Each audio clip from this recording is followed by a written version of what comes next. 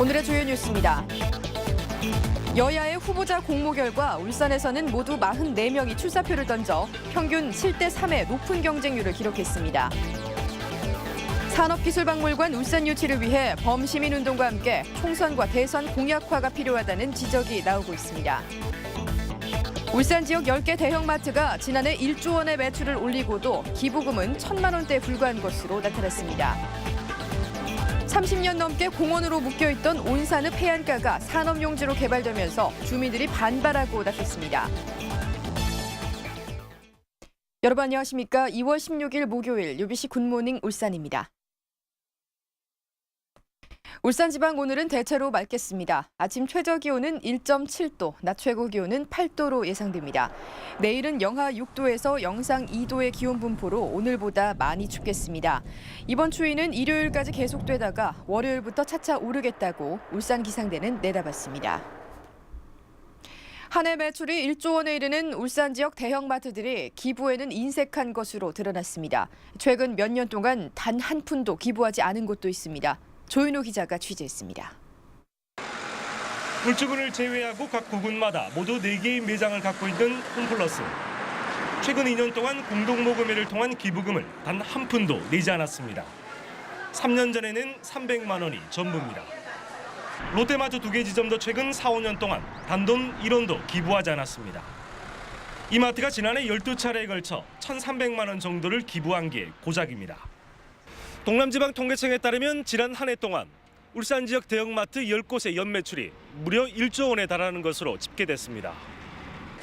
대형마트 한 곳당 평균 1,000억 원의 매출을 올린 셈인데 매출액 대비 10만 분의 1도 기부하자는 겁니다. 분기마다 동전모금 해가지고 노인복 씨가 그쪽으로 이제 기부하고 있습니다. 아마도 본사측에서 이렇게 시합해가지고 지역사회 공헌 활동도 낙제점입니다. 메가마트가 푸드뱅크 사업에 참여하고 지자체의 기탁금을 낸 게 전부입니다. 최근 확산되고 있는 기업 이윤의 사회 환원 움직임과는 동떨어진 처사입니다. 법인이 55억이고 개인이 14억, 74.6%입니다. 2011년도 금액만 제가 이 마트를 쭉 뽑아보니까 1,200만 원 나와서 제가 최근 전통시장과 영세상인을 보호하기 위해 대형마트 영업시간을 제한하려는 움직임이 확산되고 있는 가운데 이속만 챙기는 울산 지역 대형마트의 영업 행태가 도마 위에 오르고 있습니다. UBC 뉴스 조인호입니다. 각 정당의 4.11 총선 공천 신청이 마감됐습니다. 울산 지역에서는 지금까지 모두 44명이 총선에 출사표를 던져서 7대 1 이상의 경쟁률을 보이고 있습니다. 보도에 선우석 기자입니다. 새누리당에 공천을 신청한 후보는 모두 24명. 이에 따라 4.11 총선에 나설 후보는 지금까지 모두 44명으로 집계됐습니다. 중구는 새누리당에서 정갑윤, 김석진, 박재갑, 이동우 씨 등 4명, 민주통합당은 변형태, 송철호, 임동호 씨 등 3명, 그리고 무소속의 유태일 씨 등 모두 8명이 출마했습니다. 남구갑은 새누리당 최병국, 김원덕, 이채희, 서정희, 정경목, 김성환 씨, 민주통합당 심규명, 그리고 통합진보당 조성수, 이경훈 씨 등 9명이 경합하게 됐습니다. 남구을은 새누리 김기현, 박중식 씨, 통합진보당 김진석, 무소속 허원현 씨 등 4명입니다. 동구는 새누리당 안효대, 송인국 씨, 자유선진당 김지준, 통합진보당 노키 이현주 씨, 무소속 김덕웅 씨 등 6명이 맞붙습니다. 북구는 새누리당 박대동, 박천동, 최윤주, 신면주 씨, 민주통합당 이상은, 이상범 씨, 통합진보당 김창현 씨 등 7명이 출사표를 던졌습니다. 울주군은 새누리당 강길부, 유광우, 강정욱, 김문찬, 이종직 씨, 민주통합당 송규봉, 김춘생, 박정근 씨, 그리고 통합진보당 이선호 씨 등 9명이 출마했습니다. 새누리당은 그러나 한 명은 신원과 신청 지역을 확인해 줄 수 없다고 밝혔습니다. 각 정당의 후보 공모 결과 울산 지역에서는 6개 선거구에서 모두 44명이 신청해서 울산에서 국회의원이 되기 위해서는 평균 7.3대 1의 경쟁률을 뚫어야 합니다. UBC 뉴스 선우석입니다.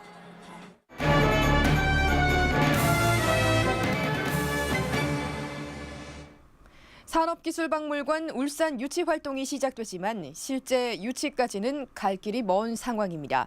따라서 산업수도 울산 유치의 당위성을 강조하는 한편 총선 공약화도 추진할 필요가 있다는 지적입니다. 김익현 기자입니다. 자동차 강국 대한민국의 주춧돌인 세계 최대의 현대자동차 울산 공장, 세계 최대의 조선소 현대중공업과 세계 최대의 정유공장까지 있는 생생한 산업 현장 울산.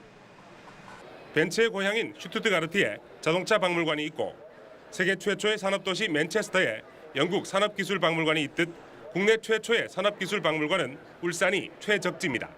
우리 의회 차원에서도 산업기술박물관 울산 유치에 시민의 뜻과 지지를 이끌어내어 울산의 정체성을 찾는 일에 최선을 다할 것입니다. 하지만 정부는 중앙박물관과 전쟁박물관이 있는 서울 용산 지역, 특히 곧 이전하는 미 8군 부지를 염두에 두고 타당성 검토까지 마친 상태입니다. 유치운동본부는 이를 뒤집기 위해 시민서명운동은 물론 올해 열리는 총선과 대선 때 공약화도 적극 추진할 계획입니다. 또 총선을 앞두고 우리 울산 지역의 후보자 여러분들께서 이것을 어떻게 펼쳐나갈 것인지에 대한 지혜를 함께 모아주시길 부탁드리고, 또 12년 전 산업기술박물관 입지평가 때 울산이 압도적인 1위를 한 점과 울산 공업역사박물관 설립을 정부가 약속했던 점도 강조할 방침입니다. 지식경제부가 추진하는 산업기술박물관의 건립 예산은 무려 1조 원.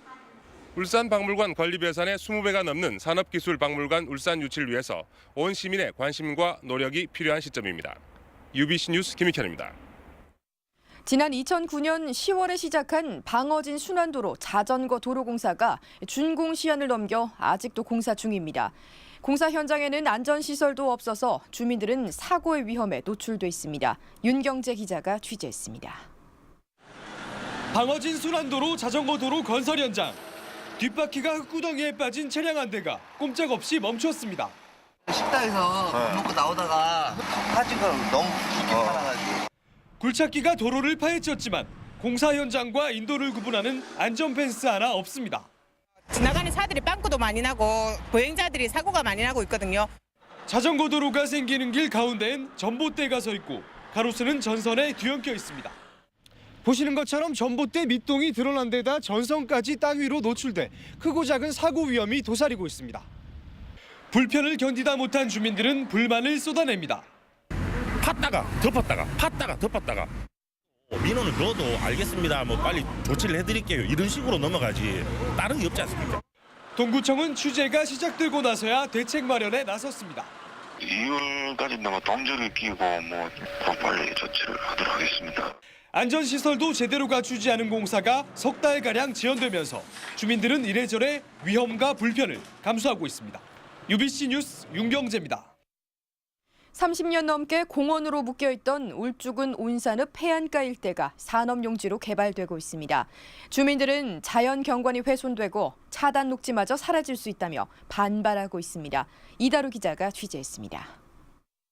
울주군 온산읍의 이진리 해안, 호랑이 형상의 범바위 등 귀암 개석들이 모여 수려한 경관을 연출합니다. 하지만 이 일대 절경이 사라졌습니다. 백악계에 형성된 화강암들은 다른 곳으로 옮겨져 공장에 둘러싸였고 범바위는 밑둥이 잘려졌습니다. 지난 1978년부터 공해 차단 녹지 역할을 해온 공원 부지 일부가 지난해 산업용지로 변경됐기 때문입니다. 울산시는 온산읍 이진리 근린공원 부지 28만 제곱미터를 산업용지로 변경하고 대신 석유비축기지 인근 37만 제곱미터를 차단 녹지로 지정했습니다. 노별의 대규모 공장 입지로 접근이 어려운 상태이기 때문에 토지 이용 효율을 극대화할 수 있는 방안이다. 주민들은 국가공단이란 이유로 주민 설명회도 없이 공남 공고만으로 도시계획을 변경하는 바람에 주민들의 휴식처가 사라졌다며 반발하고 있습니다. 이번 사항에 대해서 주민들에게 사전에 설명회도 없었습니다. 더구나 녹지 공간을 확충해도 부족할 텐데 있는 공원을 없앤다고 하니까 도저히 받아들일 수가 없습니다. 주민들은 앞으로 항의 집회와 법적 소송을 벌일 방침이어서 이진공원 해제를 둘러싼 집단 민원은 더욱더 확대될 것으로 전망됩니다. UBC 뉴스 이다루입니다. 제3노총인 국민노총이 울산에서도 활동을 시작했습니다. 기존 민주노총과 한국노총 같은 영향력을 가질지는 미지수입니다. 이영남 기자입니다. 서울 지하철 노조가 주축이 된 제3노총인 국민노동조합 총연맹 산하 산별노조가 울산에서도 처음 설립됐습니다. 전국건설 기능인 노조는 투쟁보다는 교섭을 우선하고 일자리 확보와 선진적 노사관계를 이루겠다고 밝혔습니다. 노동자를 섬기는 정말 복종의 노동운동, 리더십이 아니라 정말 잘 섬기는 노동운동을 통해서 새로운 노동운동의 지평을 열고자 하는 것입니다. 이로써 노동운동의 메카 울산에서도 민주노총, 한국노총과 더불어 3개의 상급노총이 맞붙게 됐습니다. 민주노총이 120개 사업장에 4만 6천 명, 한국노총이 115개 사업장에 3만 2천 명의 조합원을 확보한 가운데 국민노총이 도전장을 내민 셈입니다. 특히 제3노총의 첫 산별노조가 건설 현장을 공략하면서 지역 플랜트 사업장이 3개 노총이 맞붙는 시험대가 됐습니다. 플랜트 업계에서는 2004년 설립돼 7천 명이 가입한 민주노총 노조가 주축인 가운데 지난해 12월 한국노총 노조와 이달 국민노총 산별노조가 잇따라 설립됐습니다.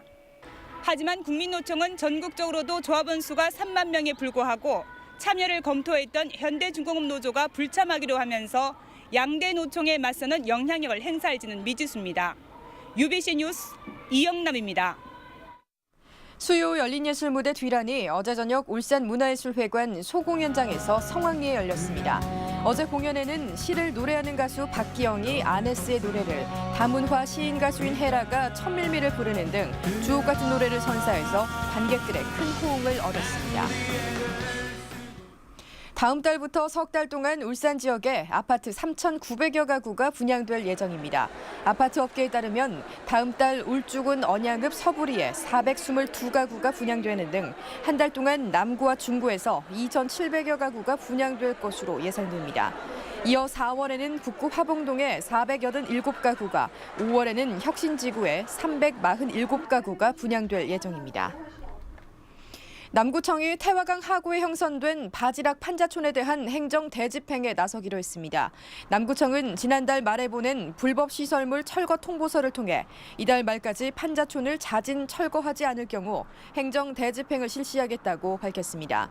이에 대해 태화강 하구 어민회 40여 명은 40년 동안 생계를 꾸려온 터전에 아무런 협의나 보상 절차 없이 행정 대집행을 하겠다는 것은 수용할 수 없다며 공동투쟁에 나서겠다고 밝혀서 마찰이 예상됩니다. 어젯밤 11시쯤 남구 서남동 감나무진 사거리에서 덕화 검문소 방향으로 가던 39살 김모 씨의 1톤 냉동 탑차가 중앙선을 넘어 전봇대를 들이받아 김 씨가 그 자리에서 숨졌습니다. 경찰은 김 씨의 운전 부주의로 사고가 난 것으로 보고 정확한 사고 경위를 조사하고 있습니다. 울산 지역 당구장을 중심으로 체리마스터 등 불법 사행성 게임기가 확산되고 있다는 UBC 보도와 관련해 경찰이 집중 단속에 나서기로 했습니다. 울산지방경찰청은 이번 주부터 실태 파악과 함께 집중 단속을 벌여 불법 사행성 게임기를 공급하거나 운영한 업주들은 모두 사법 처리할 방침이라고 밝혔습니다. 다음 달부터 울산시 교통관리센터에서 주변 국도의 교통 상황까지 확인할 수 있게 됩니다. 울산시 교통관리센터는 부산지방국토관리청이 관리하던 국도 7호선과 14호선, 35호선의 폐쇄회로 영상 정보를 공유하기로 하고 다음 달부터 홈페이지에서 국도 교통 상황도 확인할 수 있다고 밝혔습니다. 시는 이와 함께 관제용 모니터도 22대 늘릴 계획이라고 덧붙였습니다. 네, 이상으로 UBC 굿모닝 울산 마칩니다. 고맙습니다.